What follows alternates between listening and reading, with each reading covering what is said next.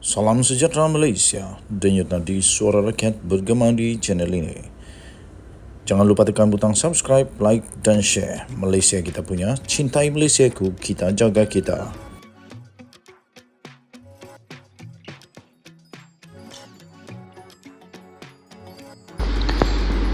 Salam sejahtera Malaysia, denyut nadi suara rakyat bergema di channel ini. Berita terkini daripada utusan.com.my. Peneroka dakwa masih bayar hutang. 12 Julai 2023. Petaling Jaya. Peneroka Felda masih membayar hutang kepada agensi itu walaupun kerajaan pada tahun 2021 bersetuju melupuskan sebahagian daripada pinjaman mereka berjumlah 8.3 bilion. Mereka mendakwa pada masa ini tiada penyata terperinci tentang hutang peneroka dan jumlah potongan dibuat selepas penyelarasan itu setiap bulan. Malah mereka tidak jelas sama ada penghapusan seperti yang dijanjikan Perdana Menteri ketika itu, iaitu Tan Sri Mahyidin Yassin dibuat ... Untuk mendapatkan berita lengkap, sila layari utusan.com.my bertajuk Peneroka dakwa masih bayar hutang. Tuan-tuan dan puan-puan yang dihormati sekalian, sekarang ini menjadi misteri apakah sebenarnya yang terjadi kepada hutang peneroka ini yang didakwa kepada ketika Tan Sri Mahyidin Yassin menjadi Perdana Menteri telah pun dimansuhkan, tetapi nampaknya peneroka mendakwa masih lagi membayar hutang tersebut. Dan pada masa yang sama, Perdana Menteri ke-10 iaitu Datuk Seri Anwar Ibrahim turut mendedahkan perkara yang sama. Kita jumpa lagi denyut nadi suara rakyat bergema di channel ini. Bye-bye.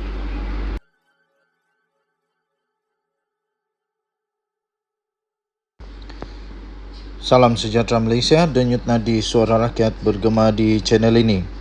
Berita terkini daripada utusan.com.my. Peneroka dakwa masih bayar hutang. 12 Julai 2023. Petaling Jaya.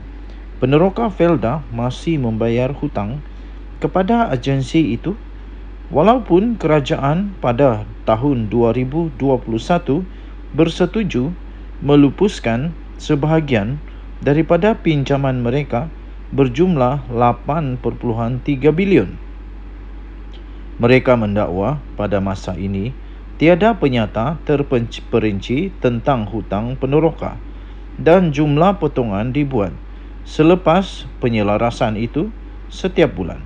Malah mereka tidak jelas sama ada penghapusan seperti yang dijanjikan Perdana Menteri ketika itu, iaitu Tan Sri Mahyidin Yassin dibuat ... Untuk mendapatkan berita lengkap, sila layari utusan.com.my bertajuk Peneroka dakwa masih bayar hutang. Tuan-tuan dan puan-puan yang dihormati sekalian, sekarang ini menjadi misteri apakah sebenarnya yang terjadi kepada hutang peneroka ini yang didakwa kepada ketika Tan Sri Mahyidin Yassin menjadi Perdana Menteri telah pun dimansuhkan, tetapi nampaknya peneroka mendakwa masih lagi membayar hutang tersebut.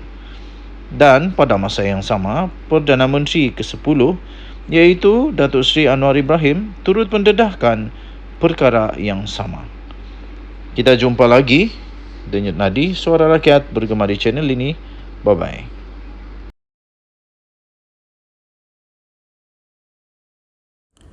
Salam sejahtera Malaysia, denyut nadi suara rakyat bergema di channel ini. Jangan lupa tekan butang subscribe, like dan share. Malaysia kita punya, cintai Malaysiaku, kita jaga kita.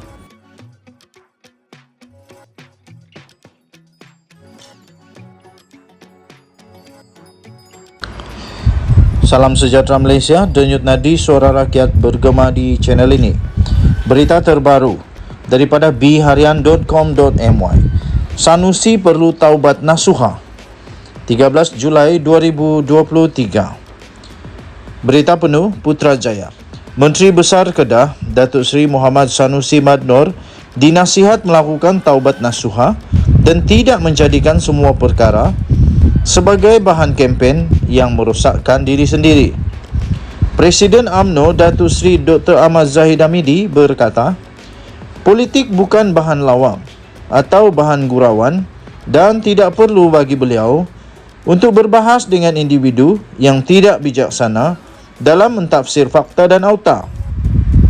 Katanya, politik ini bukan bahan lawak, bukan bahan untuk bergurau. Fakta adalah fakta. Bagaimana Perikatan Nasional PN ditita menghadap yang di Pertuan Agong, begitu juga Pakatan Harapan PH ditita untuk menghadap. Selepas itu saya mewakili Barisan Nasional bersama dua rakan lain serta Gabungan Rakyat Sabah GRS dan Gabungan Parti Sarawak GPS. Kalau itu satu tuduhan oleh seorang yang mengetuai kerajaan negeri dan pegangannya adalah Islam, saya harap taubat nasuha diutamakan oleh beliau supaya tidak semua perkara dijadikan bahan kempen yang akhirnya merosak diri sendiri. Katanya pada satu sidang media di sini pada hari ini. Muhammad Sanusi yang juga Ketua Pengarah Pilihan Raya PN dalam ceramah program Jelajah Selangor malam kemarin dikatakan mendakwa Datuk Seri Anwar Ibrahim hanya memandai-bandai dan menggunakan tita yang di Pertuan Agong untuk menubuhkan kerajaan perpaduan. Dalam ceramah itu, Muhammad Sanusi dikatakan turut menghina Sultan Selangor atas pelantikan Menteri Besar Datuk Seri Amiruddin Syari selain beberapa serangan peribadi terhadap menteri dalam kerajaan perpaduan. Katanya, Ahmad Zahid yang juga timbalan Perdana Menteri berkata, beliau tidak perlu menjawab perkara yang sudah menjadi fakta. Ia akan jadi satu isu bodoh jika saya berbahas kepada orang yang tidak begitu bijaksana dalam mentafsir antara fakta dan auta, katanya. Mengenai dakwaan undi kepada Datuk Seri Najib Razak akan berpindah kepada PN, berikutan kekecewaan penyokong terhadap pelayanan kerajaan perpaduan kepada bekas Perdana Menteri itu, Ahmad Zahid berkata usaha parti tetap terus berjalan. Katanya ketika bertemu Najib sebelum ini, perkara itu dinyatakan kepada saya supaya kita jangan terjebak dengan permainan pihak luar. Usaha parti berjalan, begitu juga proses keadilan tetap dilakukan. Kita perlu pisahkan antara soal keadilan dan usaha. Dan ini tidak perlu dijelaskan kepada umum, katanya lagi. Denyut nadi suara rakyat bergema di channel ini. Jangan lupa untuk tekan butang subscribe, like dan share. Malaysia kita punya, cintai Malaysia aku, kita jaga kita. Bye-bye.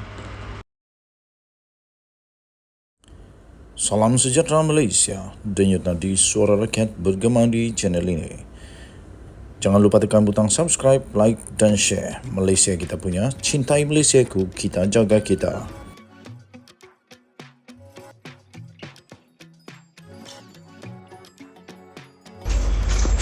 Salam sejahtera Malaysia, denyut nadi suara rakyat bergema di channel ini. Berita baru saja diterima daripada bharian.com.my. SPRM sah tahan bekas pegawai khas menteri. Berita penuh.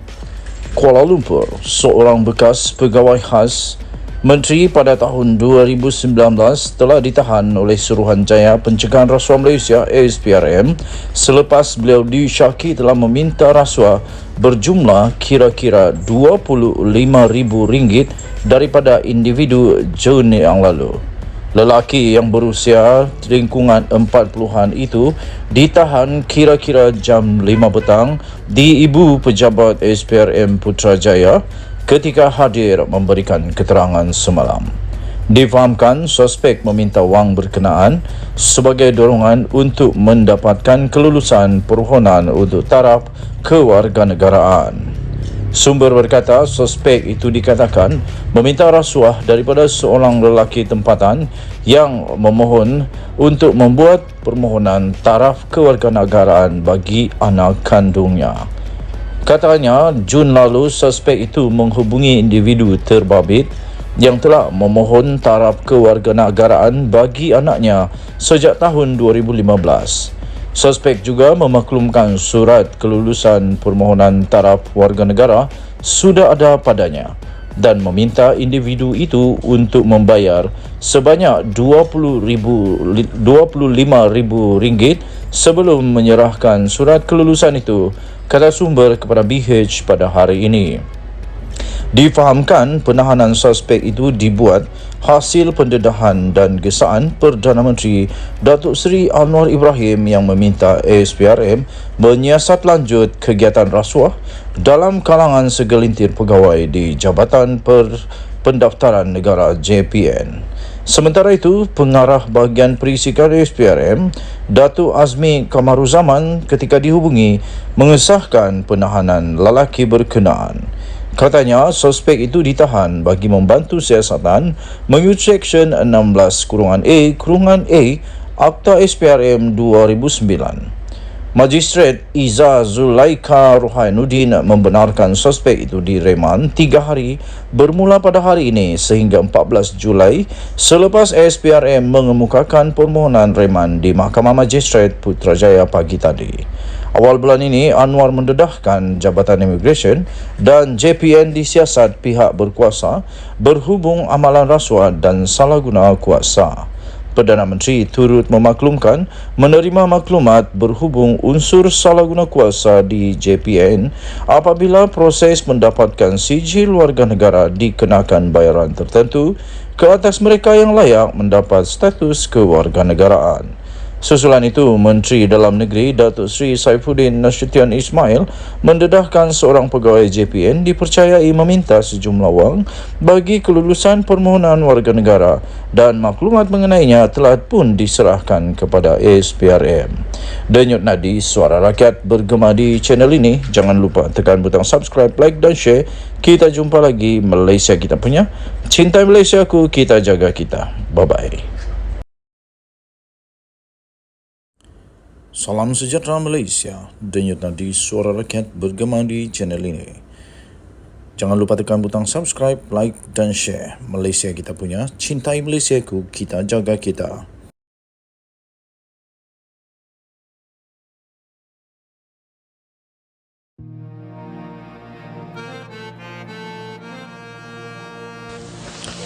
Salam sejahtera Malaysia. Denyut nadi Suara Rakyat bergema di channel ini.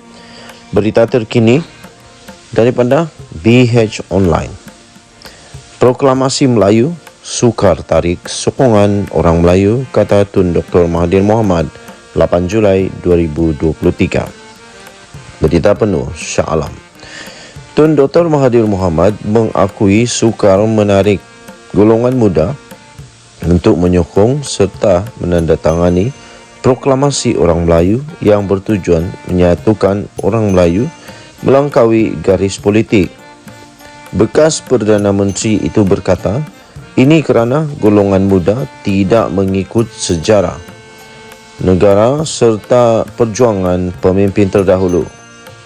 Katanya, kita hadapi masalah dengan orang muda kerana mereka tidak mengikuti sejarah negara dan perjuangan negara kita, katanya.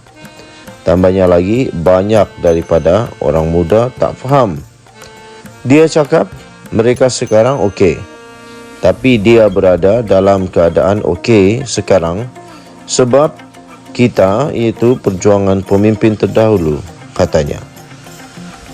Beliau berkata demikian ketika satu sidang media selepas majlis pertemuan dengan masyarakat mengenai proklamasi orang Melayu di Pusat Konvensyen Shah Alam SACC di sini hari ini. Mahathir sebelum ini mengajak seluruh parti politik khususnya yang mempunyai keahlian Melayu menyokong serta menandatangani proklamasi Tanah Melayu yang diasaskan oleh beliau. Jemputan meliputi orang Melayu yang juga ahli UMNO, PKR dan Parti Amanah Negara Amanah, selain segelintir yang ada dalam DAP yang berkongsi kesedaran ditimbulkan oleh proklamasi tersebut.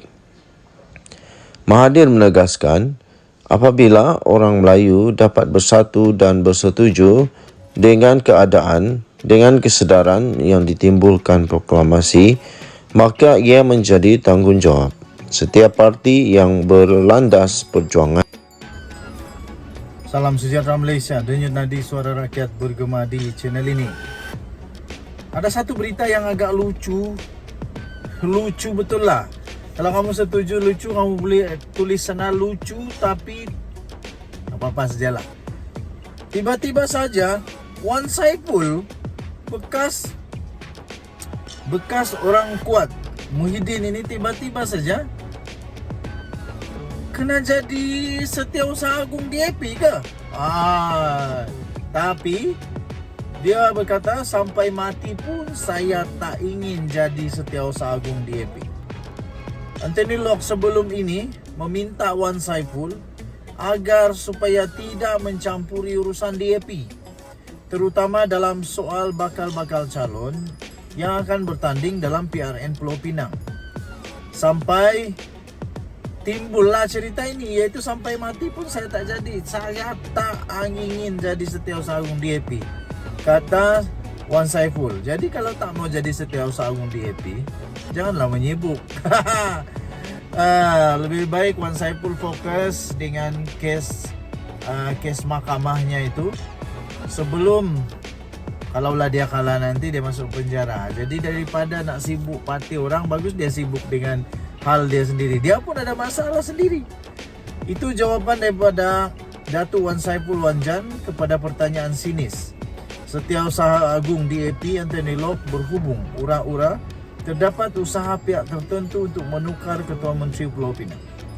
Katanya selaku ahli Parlimen Tasik Glogor, beliau menerima banyak maklumat mengenai Pulau Pinang, termasuklah pendedahan mengenai pergolakan politik dalaman negeri itu. Katanya pergolakan mereka memberi kesan kepada Pulau Pinang, sebab sekarang ini ada usaha satu kelompok dalam DAP untuk menukar Ketua Menteri yang ada sekarang dengan calon daripada mereka. Nama-nama yang disebut pula ialah seperti ahli Parlimen Bukit Mertajam, Stephen Sim. Apabila saya sebut buat kali pertama beberapa hari lepas bahawa ada usaha dalam DAP untuk menukar Ketua Menteri, Locke mengatakan bahawa Wan Saiful, adakah kamu Setiausaha Agung DAP? Itulah, kamu Setiausaha Agung DAP kah sampai kamu tahu banyak perkara? Aduh. Kemudian di atas saya nak jawab kepada Locke pada malam ini. Kalau bagi tawaran, kalau dibayar pun sampai mati pun saya tak ingin jadi Setiausaha Agung DAP. Awas tahu, nanti termakan, terjilat ludah sendiri. Nah, sendiri mau tanggung. Wan Saiful berkata demikian ketika berucap pada satu ceramah Perdana Perikatan Nasional Parlimen Bangi Jelajah Selangor Baru di sini pada malam tadi. Locke sebelum ini meminta untuk Wan Saiful agar tidak mencampuri urusan parti itu, terutama dalam soal calon-calon yang bertanding dalam pilihan raya PRN.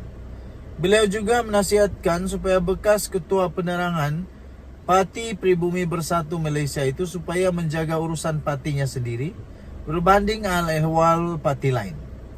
Katanya, saya tanya, adakah dia, iaitu Wan Saiful, Setiausaha Agung DAP? Maka dia boleh tentukan calon kita.